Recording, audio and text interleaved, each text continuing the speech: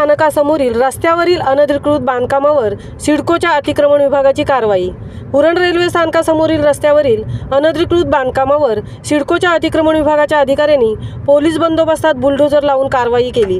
Uran railway स्थानकासमोरील रस्त्यावर कोटनाकापर्यंत अनधिकृत बांधकामे उभी केली आहेत। रस्त्याच्या दुतर्फा बाजूला लाकडाच्या वखारी, मार्बल, स्टोन व फर्निचरची दुकाने, सिमेंट गॅरेज, लोखंडी सळई आदी शेकडो अनधिकृत दुकाने थाटली आहेत। रस्त्याच्या दुतर्फा बाजूला सिडकोच्या काही भ्रष्ट अधिकाऱ्यांच्या आशीर्वादाने सदर अनधिकृत दुकाने मागील अनेक वर्षापासून बिनदिक्कतपणे परप्रांतीय नागरिकांनी उभी केली आहेत। मात्र उरण रेल्वे मार्ग सुरू झाल्याने या रस्त्यावरील रहदारीत मोठ्या प्रमाणावर वाढ झाली असल्याने रेल्वे स्थानकासमोरील रस्त्यावर असलेली अनधिकृत बांधकामे, दुकाने वाहतुकीस अडथळा ठरू लागले आहेत। उरण रेल्वे स्थानकाकडे ये जा करणाऱ्या वाहतुकीस अडथळा ठरू लागलेले आहेत।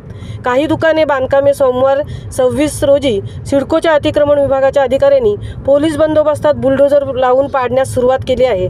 73 अधिकाऱ्यांसह पोलीस कर्मचारी आणि सिडकोच्या सुरक्षा रक्षक यांच्या बंदोबस्तात 12 वाजल्यापासून सुरू करण्यात आलेली अतिक्रमण हटाव मोहीम संध्याकाळपर्यंत सुरू ठेवण्यात येणार असल्याची माहिती सिडकोच्या अतिक्रमण विभागाचे भारत ठाकूर यांनी दिली आहे।